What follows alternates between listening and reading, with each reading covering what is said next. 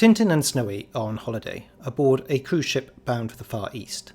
During the voyage, they meet the eccentric Egyptologist Sophocles Sarcophagus, who claims to know the location of the tomb of the pharaoh Ki-Oshk, and invites Tintin to join the expedition. A pair of identical-looking detectives, Thompson and Thompson, are led to suspect Tintin of smuggling narcotics and arrest him after discovering some in his cabin. After escaping his confinement in the hold, Tintin meets up with Dr. Sarcophagus in Port Said. Having uncovered the hidden tomb, Tintin is separated from the doctor and discovers the mummified remains of previous explorers within. Alongside these, he also finds crates of cigars marked with a mysterious symbol. Suddenly, Tintin is rendered unconscious by gas and, along with Snowy and Dr. Sarcophagus, sealed inside sarcophagi and loaded onto a smuggler's vessel. However, when the smugglers are spotted by the Coast Guard, they are forced to jettison their cargo. Awakening in the Red Sea, Tintin and Snowy find themselves separated from the doctor, but are rescued by a passing dhow. Once ashore in Arabia, Tintin inadvertently stumbles onto a film set overseen by producer tycoon Roberto Rastapopoulos. Tintin returns to the dhow and discovers that its crew are in fact gunrunners. Soon after, Thompson and Thompson arrive and once again attempt to detain him, believing that his alleged narcotic smuggling now extends to gun running. Tintin escapes once again, and Rastapopoulos helps equip him for the journey ahead. After some time in the desert and enduring another encounter with Thompson and Thompson, he arrives in Mecca. Conscripted into the local militia, Tintin is assigned to the barracks, where he discovers more of the same cigars in the colonel's office. Sentenced to death for espionage, he survives the firing squad due to the intervention of Thompson and Thompson, who remain adamant that he must be arrested for his alleged crimes. Tintin flees both the detectives and the soldiers, making his escape in a plane. However, when the aircraft runs out of fuel, it crashes in the Indian jungle. Miraculously, Tintin comes across Dr. Sarcophagus, who is behaving even more strangely than usual. The British commissioner of the region advises that the two remain with him until a cure can be found for his madness. Sarcophagus soon escapes, but when Tintin catches up with him, a mysterious fakir attempts to place him under a spell. Tintin narrowly evades the hypnosis and returns to interrogate the poet Zloty, who reveals the existence of a conspiracy of drug smugglers determined to eliminate him. Before he can reveal the mastermind behind the ring, Zloty is struck by a poison dart containing rajaja juice, a substance that drives its victims to madness. Tintin takes both Zloty and Dr. Sarcophagus to a local asylum, but the superintendent is deceived into believing that Tintin himself is insane. Tintin escapes his predicament once again, and after a series of misadventures is rescued by the Maharaja of Gyampiama. The Maharaja reveals that he has been targeted by the drug smuggling ring because of his opposition to the cultivation of poppies within his province. Tintin devises a plan to lure the fakir and follows him to a secret bunker, where a meeting of the gang's senior members is being held. After ambushing the group, he discovers among them several figures from his earlier encounters. The Maharaja and Thompson arrive, along with Snowy, and clear Tintin of any suspicion. However, the fakir escapes and, together with the unseen mastermind, kidnaps the prince. The ringleader appears to plummet to his death, his identity unknown, while Tintin returns to the palace with the prince and a tightly bound fakir. He then joins the Maharaja in a procession, after which Dr. Sarcophagus and Zloty are invited to the palace, where they are offered cigars. Noticing that they are the same brand as those he encountered in the tomb of Ki-Oshk, Tintin examines them more closely and discovers opium concealed inside, used by the gang to distribute their drugs. As the Maharaja declares victory over the gang and suggests that Tintin continue his cruise, the young reporter is left wondering whether the case is truly closed.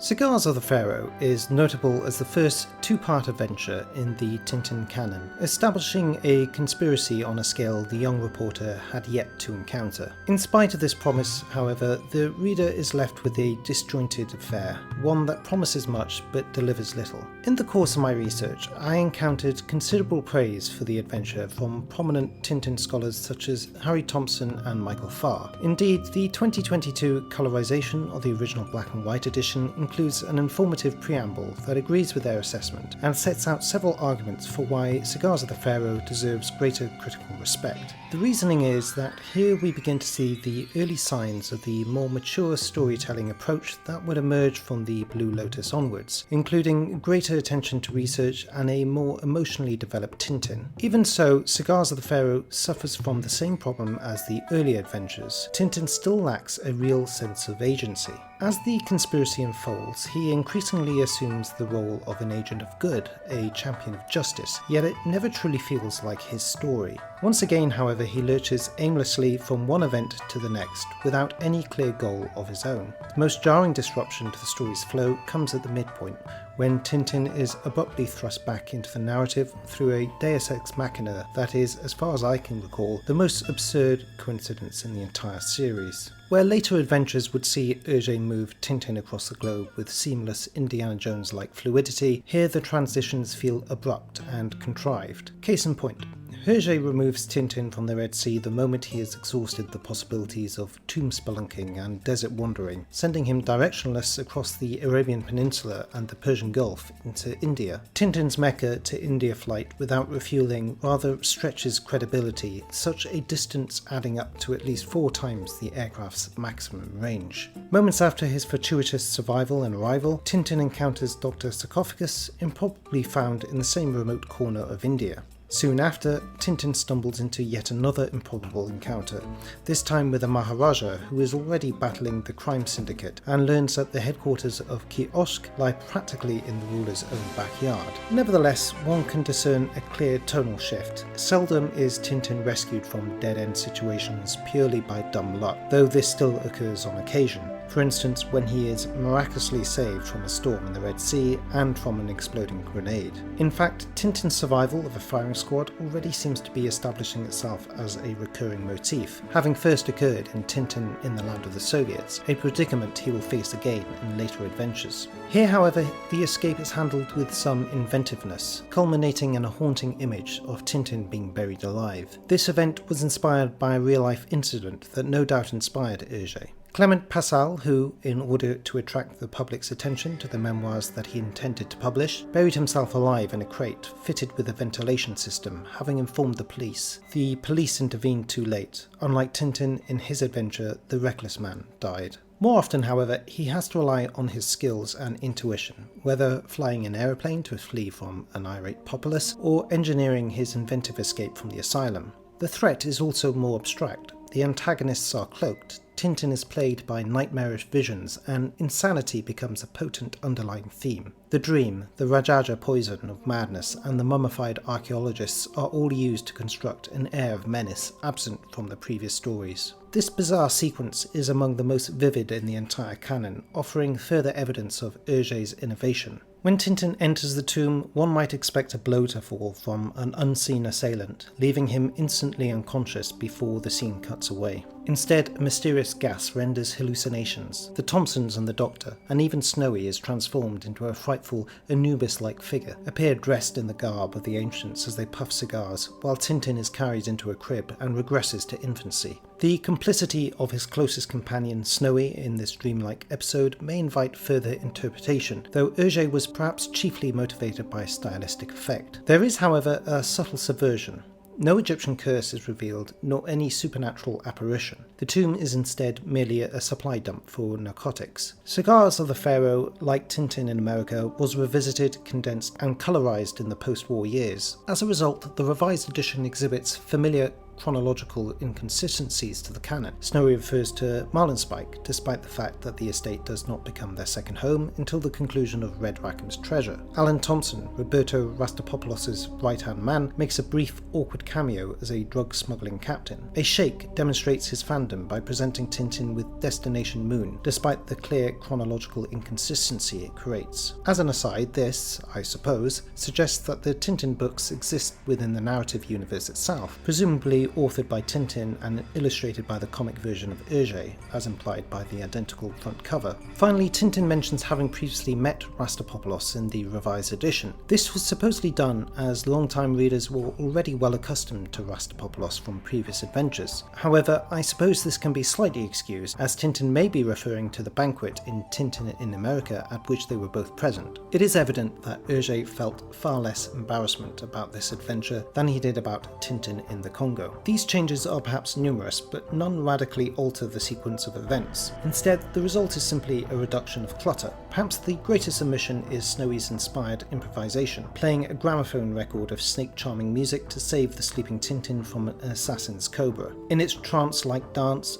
Tintin mercilessly shoots it dead, a final reminder perhaps that his habit of animal slaughter had not yet entirely disappeared. The omission likely reflects Hergé's later concern for wildlife, or perhaps an awareness of how archaic the scene might have appeared to modern audiences. As always, Hergé displays a keen eye for aircraft detail, upgrading the plane Tintin uses to escape to India in the revised edition to a de Havilland DH-80A Pussmoth, pursued by Hawker two-seat fighters. Despite strange dreams and allusions to mummy curses, the most bizarre moment is undoubtedly Tintin's exchange with elephants in the Indian jungle. Although elephants are renowned for their intelligence, Tintin's use of a makeshift trumpet, recalling his wood-carving exploits in Soviets, to communicate with them renders the episode somewhat farcical. In need of a shower, Tintin asks his trunk-wielding companion to oblige, and the adventure is bemusingly brought to a halt until he is ready to continue. This is notably where Pharaoh feels closer to early Tintin, more cartoonish and somewhat redundant to the narrative. Demonstrably, animals do fare much better here than they did on the African continent. Tintin becomes their nominated veterinarian after curing the first sickly elephant he encounters, and for a brief period even becomes part of their herd. Admittedly, he does ably defeat a tiger with his bare hands, subduing it and presenting it in a straitjacket to the Indian monarch, but a case for self-defense could be made here. Most importantly, for Wizard of Oz fans, Tintin had completed the triad of confronting lions, tigers and bears by only his fourth adventure.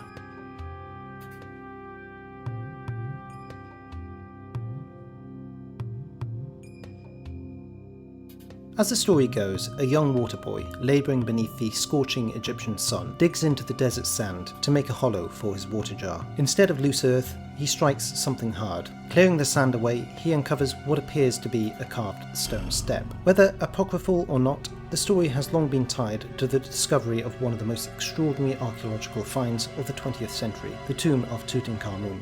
A whirlwind of fascination with Egyptology swept through the public consciousness, from reproductions of ancient reliefs and hieroglyphs to films centered on mummies' curses. Stylized Egyptian designs and patterns were in vogue, even inspiring lines stocked in department stores and influencing fashion. In his rendering of Egyptian imagery, Hergé took great care to reproduce hieroglyphs with remarkable detail, borrowing heavily from a book he was presented with when he was younger, Anthology of Art by Alfred Lenoir. Thus, Cigars of the Pharaoh emerges as an adventure steeped in tombs, betrayal and madness. It would not be unreasonable to imagine that Hergé was passing through a crisis of confidence or turmoil at this time, much like the one that later informed Tintin in Tibet. For instance, many commentators have been quick to equate Hergé's fascination with insanity with his mother's mental decline. However, while avid Tintin fans like myself are naturally drawn to read between the lines, we should be careful not to consign every recurring image into biographical shorthand. If Hergé's oeuvre contains cryptic mechanisms, this does not mean that it simply hides something so that it can be discovered, but rather that it keeps forming crypts. Peril functions as a leitmotif for the action-adventure comic, and within this adventure alone, Tintin is drugged, set adrift, left to perish aboard a mined vessel, stranded in the desert without water, inadvertently buried alive after a death sentence, and committed to an asylum against his will. Just another Tuesday in the life of our ever-enduring hero adventurer journalist. In these early adventures, Tintin depends heavily on these repeatable escape scenarios to resolve dead ends and advance the plot. Since the release of Tintin in America, however,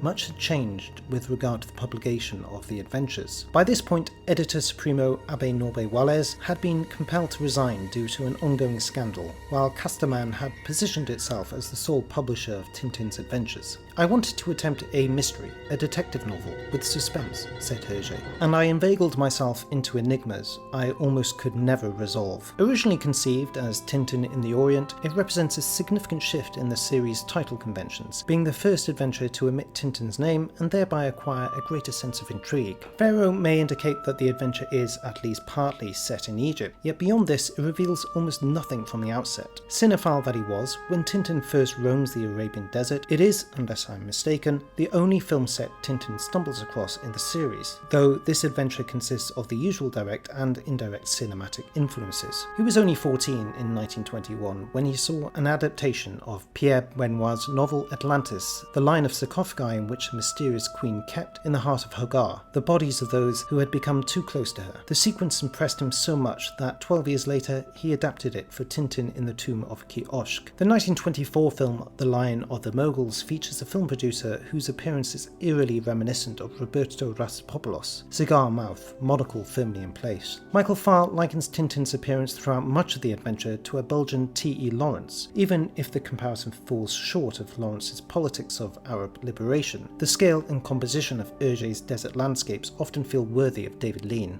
Though Lawrence of Arabia postdates Cigars of the Pharaoh by nearly 3 decades, the same cinematic fascination with deserts, ancient Egypt and cursed tombs is already palpable here and would surely have appealed to Hergé's sensibilities.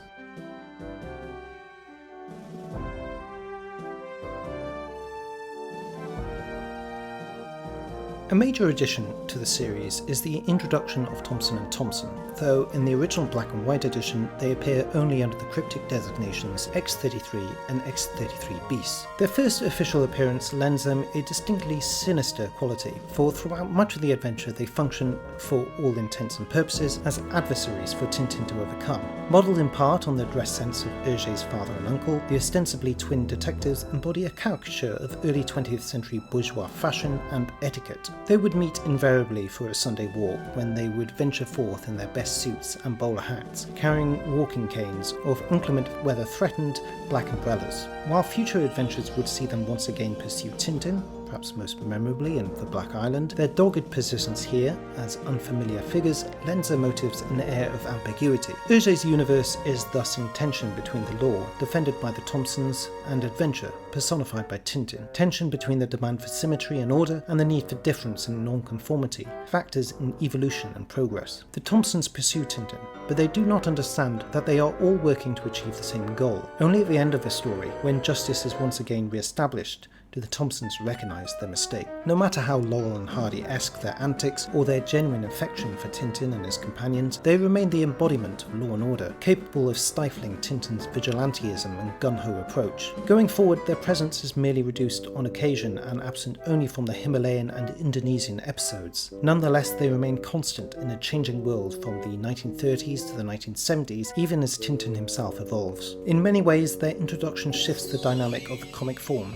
Slapstick is retained but tempered, increasingly functioning to accentuate character, most notably the Thompsons, who become the butt of such jokes yet remain endearing, while Tintin assumes the role for which he was destined, the straight man. Although they inadvertently provoke a conflict between rival Arab tribes, their clumsiness is somewhat toned down here, and they emerge as unexpectedly capable rescuers. Firstly, they rescue Tintin from the firing squad, and later Snowy from a Hindu sacrifice. And of course, Tintin's arch-rival Roberto Rastapopoulos is also formally introduced as a seemingly respectable, if somewhat temperamental figure. It is not until the Blue Lotus that he is revealed as a criminal mastermind, which raises the question, if his intention was to have Tintin eliminated, why did he spend this adventure befriending and supporting him? In any case, the introduction of Tintin's most feared adversary would serve the adventures well, and there is an air of Holmes Moriarty to their rivalry from the outset. Indeed, in his apparent demise at the end of the Cigars of the Pharaoh in a fall down a Himalayan precipice is to prove as illusory as the consequences of Holmes' tussle with Moriarty at the Reichenbach Falls. Another curious choice, at least at first glance, is the seemingly benevolent captain of the Dhow, who, after saving Tintin's life, is revealed to be a gunrunner. His appearance is fleeting, but Harry Thompson offers context into his presence. This seeming ingratitude marks Hergé's own ambivalent attitude to the man he was caricaturing, Henri de Montfrid. Writer-adventurer Montfrid had influenced Hergé and Cigars of the Pharaoh in particular through his books Secrets of the Red Sea and The Hashish Cruise. Unlike Tintin though, Montfrid was happy to step outside the law. The Portuguese merchant Senhor Oliveira da Figueira likewise makes his first appearance, although one gets the impression that he primarily serves the function of a comic salesman of dubious quality, eliciting humour first through Tintin's typically grounded sensibilities, and then through the gullibility of local buyers for Western goods. His appearance decades later in the Red Sea Sharks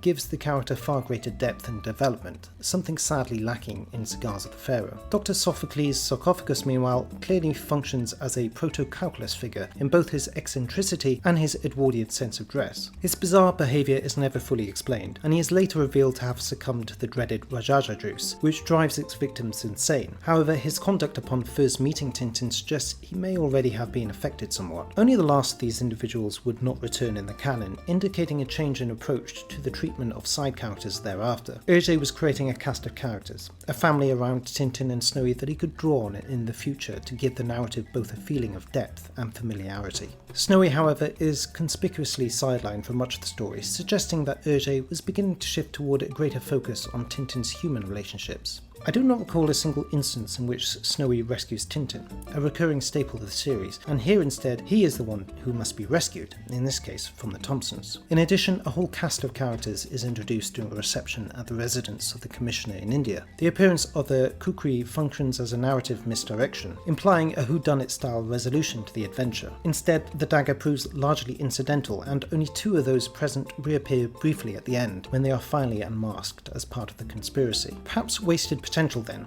one that might have yielded a narrative structure in the vein of the Seven Crystal Balls or the Castafiore Emerald. Among the various villains of the adventure, the figure who stands out most is the assiduous fakir, who combines hypnosis with poison darts to subdue his enemies. He also has a penchant for ropes, using one to defy gravity to ascend the exterior wall to the Maharaja's room, and later easily unties himself to set up the denouement and escape with the prince as hostage. Once Tintin finally defeats him, aided somewhat by luck, he avoids making the same mistake again and binds the fakir to the bonnet of the distinctive Bugatti sports car as our hero returns to the palace with the prince safely in tow.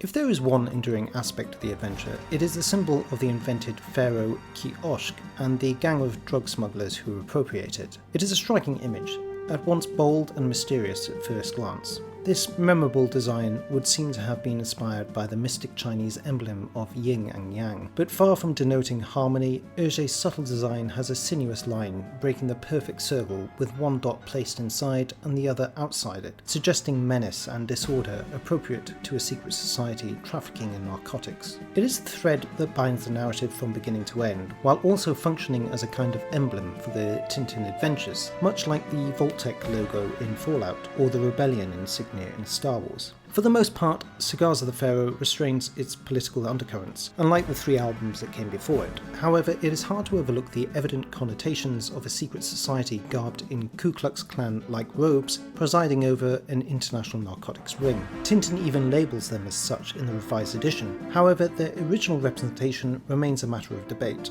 It would be wrong to think that the attire of the conspirators of the Kiosk gang is derived from that of the Ku Klux Klan, as many people believe. It actually comes from Der Wahrher Jakob, a German satirical publication from 1917, which Hergé must have discovered much later. Whatever the case, one can discern subtle influences in the role of the secret society and in the political shadows that loomed over Hergé at the time. In Cigars of the Pharaoh, we have villains who are typically enemies of the right, key players in the great global conspiracy of its imagination. Freemasons, financiers, and behind it all, the blatantly Semitic Rastapopoulos. Rastapopoulos' features may be suspect, but as Hergé and Tintin drifted leftward, the meaning of what they embodied began to change. Rather than the rootless cosmopolitan figures of earlier adventures, Tintin's adversaries remain shadowbound, and more often than not come to symbolise rival nation-states. By his final official appearance, Rastapopoulos has become distinctly Americanized, sporting a Stetson and riding boots, while the question of his ethno-religious identity remained one Hergé left deliberately untouched.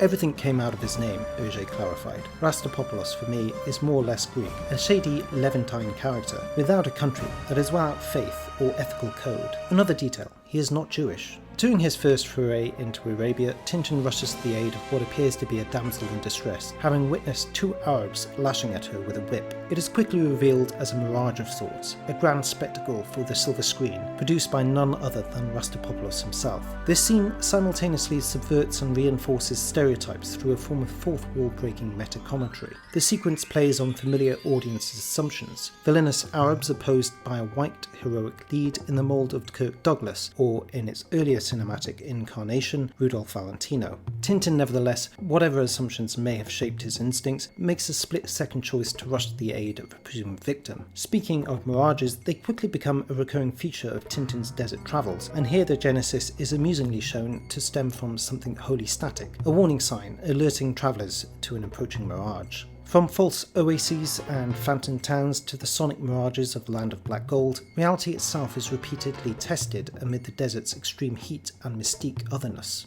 Meanwhile, Tintin's exploration of the tomb results in the grim discovery of entombed bodies. European explorers and archaeologists judged to have plundered and desecrated the pharaoh's resting place. The dread is then compounded by the sight of empty coffins lying in wait for Tintin and Snowy. Why a dog should be subjected to such punishment is left to the imagination, though it raises broader questions. Who would have expected Tintin to involve himself in the last-minute decision to join the expedition and commission appropriately sized coffins? How are the smugglers able to operate from the tomb as a base without being punished by its alleged curse or internal traps? The implication, of course, is that the mummies are a ruse, with the gas that knocks Tintin out functioning as a mechanism used by the drug runners to deter unwanted attention. Does this also mean they had been operating since the 19th century, judging by the Egyptologist's dates of death, and specialised in embalming elderly European explorers? Am I reading too much into a comic hastily drawn in the 1930s for children?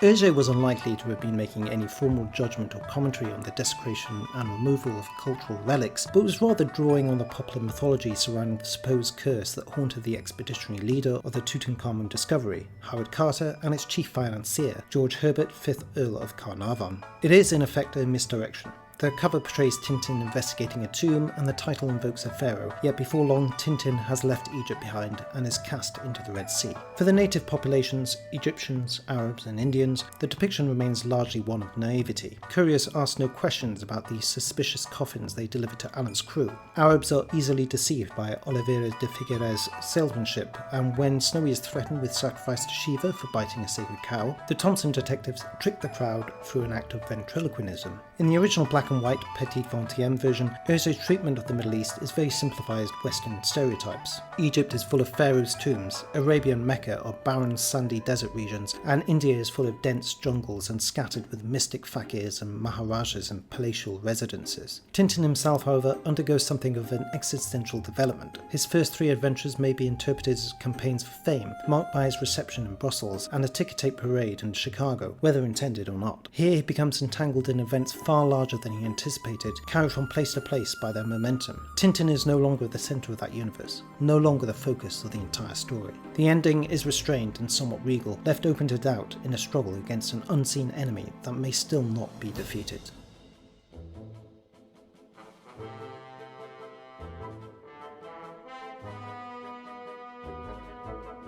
In the wake of the book's publication, Le Petit Vingtième hosted a question and answer session with Tintin, opening the floor for readers to ask about his future plans. Tintin responded that he was keen to pursue the remnants of the gang into China, setting the stage for his next adventure, the Blue Lotus. From the opening page of Cigars of the Pharaoh, a map indicates that Hergé was already steering Tintin towards China, an objective he ultimately reaches via a convoluted sequence of events. This may also explain why the episode feels like something of a stopgap. Of the 4 double adventures, this has always felt a little out of place. The others, by contrast, complement each other closely. The Secret of the Unicorn sets up the treasure hunt resolved in Red Rackham's treasure. Destination Moon serves as preparation for the lunar mission in Explorers on the Moon, and the 7 crystal balls and the Temple of the Sun form a single extended rescue narrative of Calculus, divided only because the former takes place in Europe and the latter in Latin America. Unfortunately, Cigars of the Pharaoh and the Blue Lotus feel somewhat disconnected, linked chiefly by the eventual unmasking of the drug-running mastermind in the latter. There are indeed notable introductions, most prominently the Thompsons and Rastapopoulos, though the Thompsons are said to have returned only at Hergé's behest, following a request from his friend Paul Jamin. The Ki-Osh symbol, echoing a kind of yin and yang of good and evil, evokes a certain continuity between the books.